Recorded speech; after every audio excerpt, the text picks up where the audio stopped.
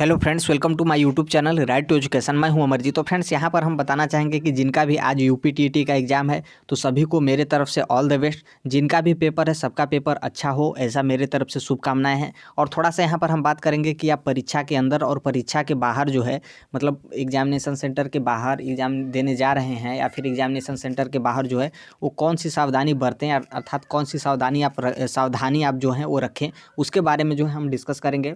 और ये जो है वो बहुत ज़्यादा इंपॉर्टेंट है आपके यूपीटीटी एग्ज़ाम के लिए। तो चलिए हम देखते हैं, और ज़्यादा यहाँ पर नहीं है, थोड़ा सा हम देखेंगे और जो कि बहुत ज़्यादा आपके लिए इंपॉर्टेंट है। तो यहाँ पर बताना चाहूँगा सबसे पहले कि आप अपना एडमिट कार्ड लेकर जाएँ, जो कि आपने ऐसा बिल्कुल पूरा व्यवस्था कर लिया होगा, आपने एडमिट कार्ड प्रिंट वगैरह करा लिया होगा।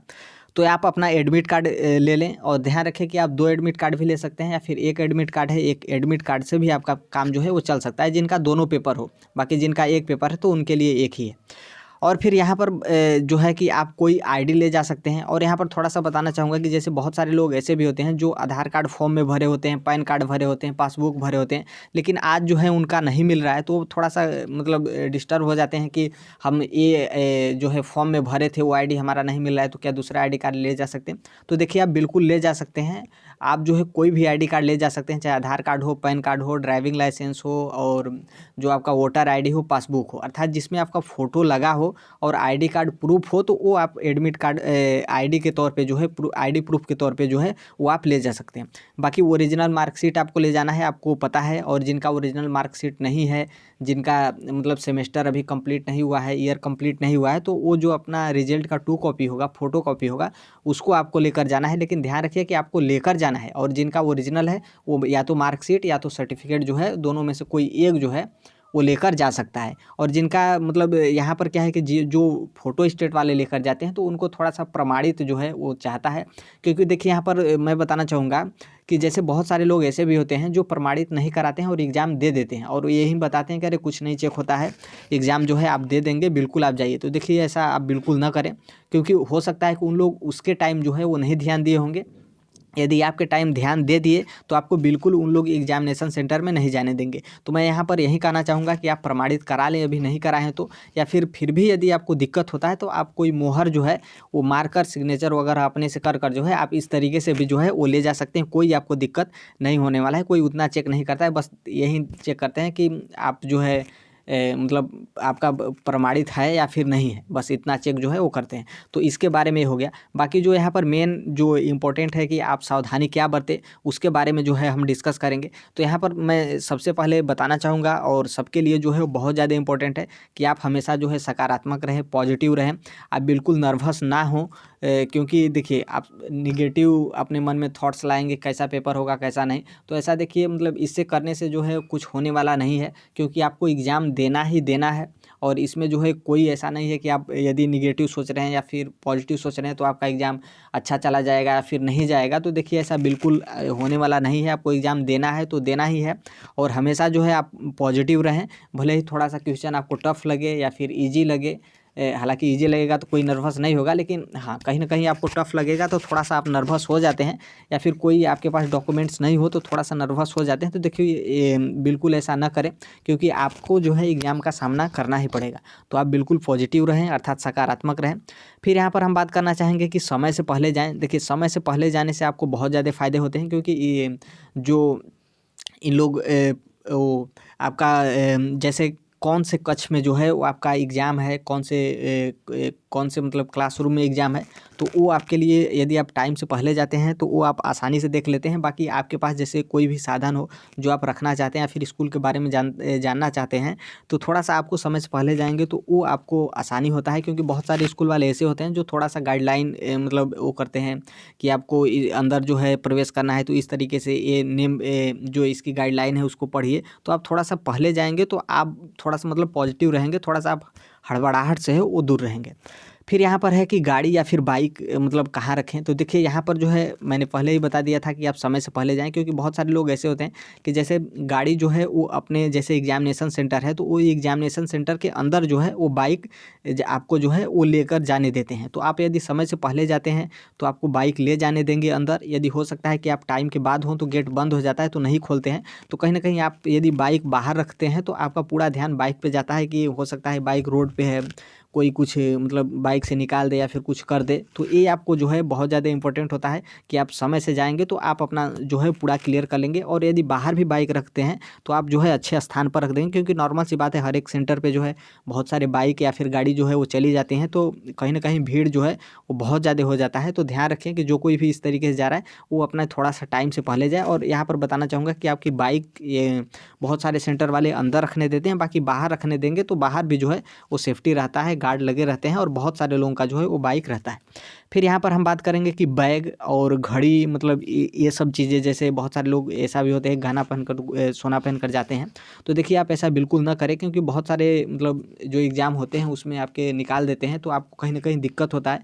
हो सकता है कि आपके साथ कोई गया हो तो आपको कोई दिक्कत नहीं होगा, लेकिन आपके साथ यदि कोई नहीं गया है और उन लोग निकाल कर रखवा देते हैं तो कहीं ना कहीं इसका पूरा प्रभाव जो है वो आपके एग्ज़ाम पर पड़ेगा, क्योंकि आपका पूरा फोकस जो है वो इधर हो जाएगा, एग्ज़ाम पर ना होकर आपके इधर हो जाएगा कि हो सकता है कुछ हो जाए या फिर गुम हो जाए, तो इस तरीके से आपका एग्ज़ाम जो है वो डिस्टर्ब होगा।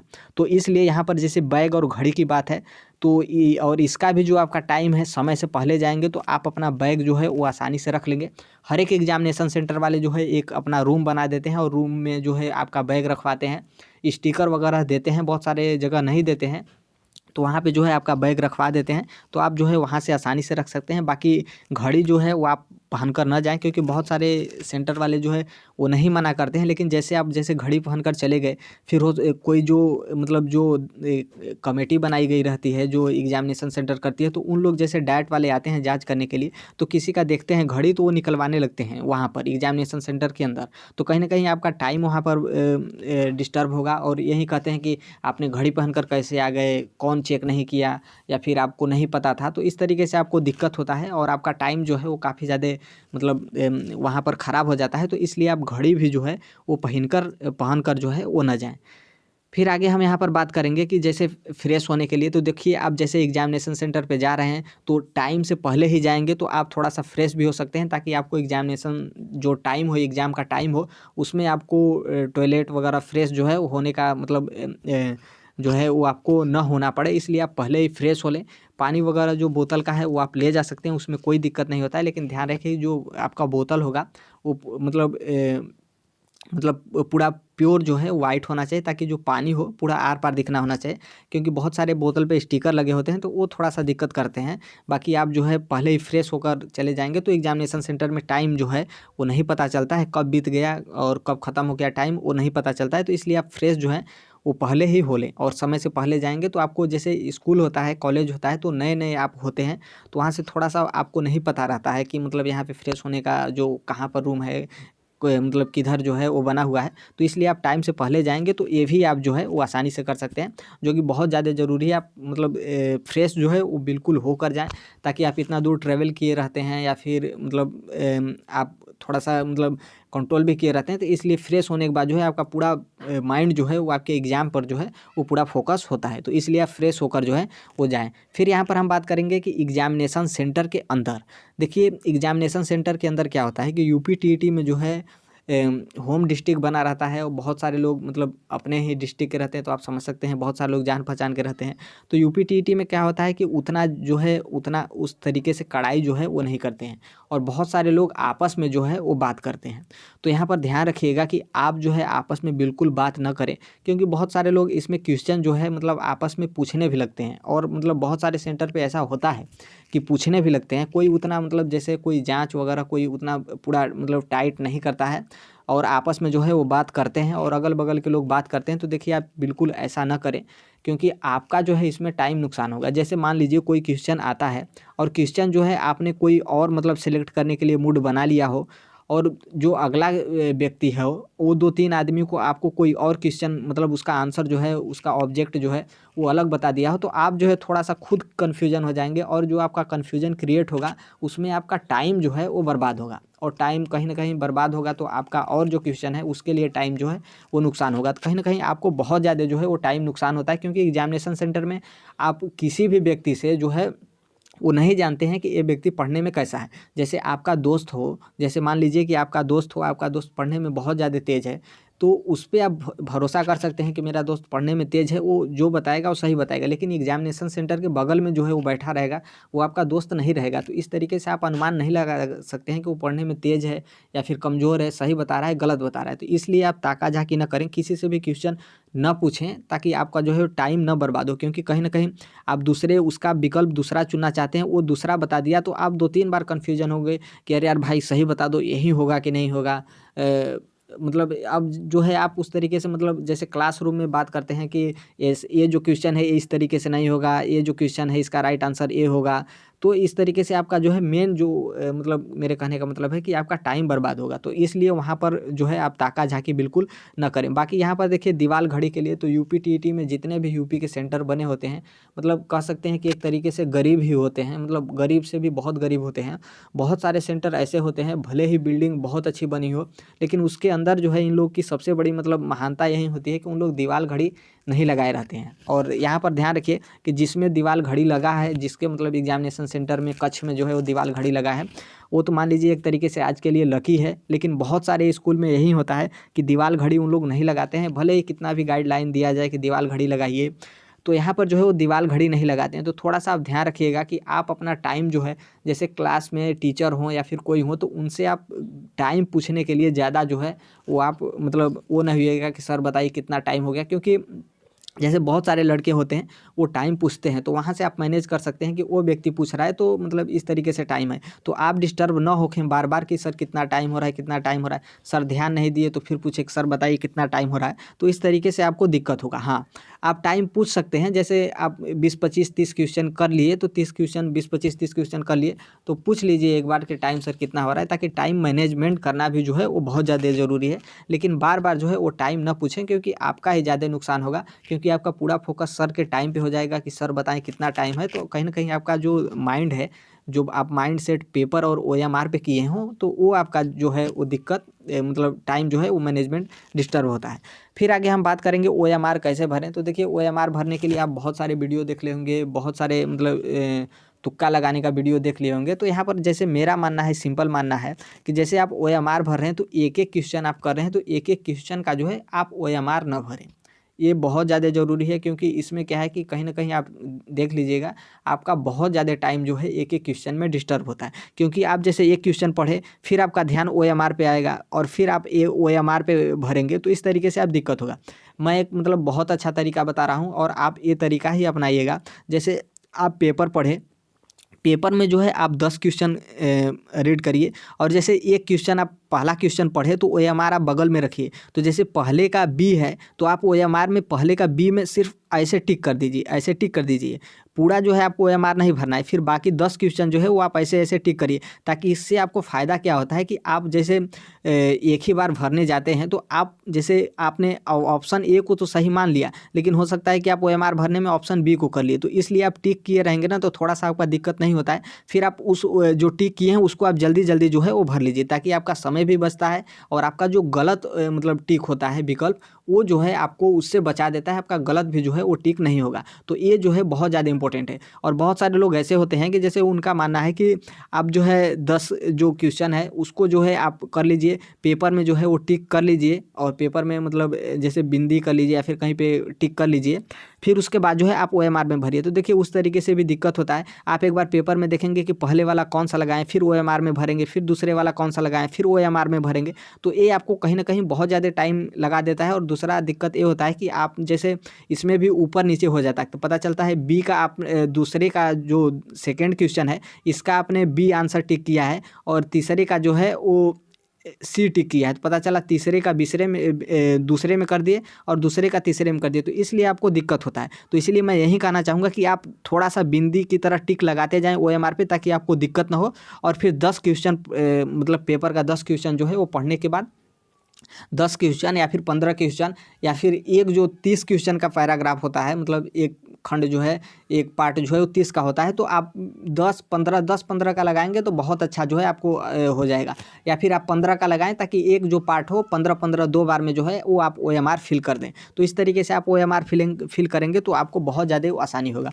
बाकी तुक्का मारने के लिए तो मैं यही कहूँगा, निगेटिव मार्किंग नहीं है तो बिल्कुल आप पूरा मतलब जितना है उतना आप कर आइए। इसमें तो मतलब नॉर्मल सी बात है, कोई छोड़ने वाला नहीं है। लेकिन ध्यान रखिएगा टाइम मैनेजमेंट का, क्योंकि कभी क्या होता है कि आप पूरा टाइम पहले जो है वो देते जाएंगे, फिर उसके बाद आपको लास्ट में कम टाइम बचेगा। फिर यहाँ पर एक इम्पॉर्टेंट बात एक और मैं बताना चाहूँगा कि जैसे क्या होता है कि बहुत सारे लोग ऐसे होते हैं कि जो मतलब ये बताते हैं कि आपका जो क्वेश्चन आ रहा है उसको आप पहले करते जाइए, फिर जो नहीं आ रहा है उसको करिए। तो देखिए मैं यही कहना चाहूँगा कि इसमें नेगेटिव मार्किंग नहीं है।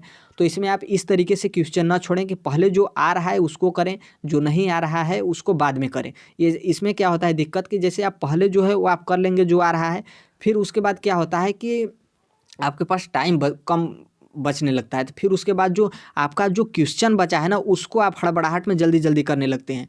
फिर जो आप क्वेश्चन पीछे छोड़े हैं, जो आपको नहीं आया है, फिर आपको इसको भी जो है वो आप हड़बड़ाहट में करने लगते हैं। तो इस तरीके से आपका जो बचा हुआ ऊपर का पीछे का क्वेश्चन है वो तो आपका नुकसान होता ही है, बाकी जो बीच के आप छोड़ते क्वेश्चन आए हैं उसमें भी जो है वो आपको नुकसान काफ़ी ज़्यादा हो जाता है। तो इस तरीके से आप न करें, आप एक क्वेश्चन पढ़ते जाएँ और एक पार्ट में जो है वो आप करते जाएँ। बाकी जो लैंग्वेज वाला सेकेंड वाला है वो आप अपने इच्छा अनुसार, क्योंकि बहुत सारे लोग अलग अलग तरीके से बताते हैं, लेकिन मैं यही कहना चाहूँगा कि आपको 150 में 150 क्वेश्चन सॉल्व करना हो तो आप एक तरीके से उठाइए और दूसरे तरीके से सॉल्व करते हुए चले जाइए। बाकी आपकी इच्छा है कि जो लैंग्वेज वाला है उसको हम पहले कर लें या फिर बाद में करें, तो आप अपने से जो है वो अपने इच्छा अनुसार कर सकते हैं। लेकिन मैं यही कहना चाहूँगा कि आप बीच में जो है वो क्वेश्चन न छोड़ें, क्योंकि ये आपको दोगुना नंबर जो है वो कटवाता है। एक तो बीच का नंबर आपका कटवाएगा जो आप छोड़ते गए हैं, बाकी जो आपके पास लास्ट टाइम कम समय बच जाता है उसमें आप वो जो है जल्दीबाजी में वो आप कर लेते हैं। और कहीं ना कहीं ये जो आपका जल्दीबाजी फंसता है, या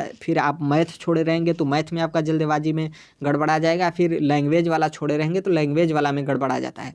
तो इस तरीके से आप एक क्वेश्चन पढ़ते जाएँ और एक क्वेश्चन का जो है सॉल्व मतलब टिक जो है वो करते जाएँ। ये आपको बहुत ज़्यादा आसानी होता है और बहुत ज़्यादा जो है वो हेल्पफुल होता है। तो ध्यान रखिएगा। हाँ, निगेटिव मार्किंग रहता तो मैं यही कहता कि जो है आप जो आ रहा है पहले उसको करिए, बाकी जो नहीं आ रहा है वो तो आपको छोड़ना है, क्योंकि निगेटिव मार्किंग है तो ज़बरदस्ती तो उसमें आप कर नहीं सकते हैं। तो फ्रेंड्स, ये जो था आपके यूपीटीटी के लिए, और फिर से मैं यही कहूँगा कि जिनका भी यूपीटीटी का एग्ज़ाम है सभी को शुभकामनाएं, सभी का पेपर जो है वो अच्छा हो, और मेरे तरफ से ऑल द बेस्ट। और फ्रेंड्स, अभी तक मेरे चैनल को राइट टू एजुकेशन सोनभद्र को आप सब्सक्राइब नहीं किए तो बिल्कुल कर लीजिएगा।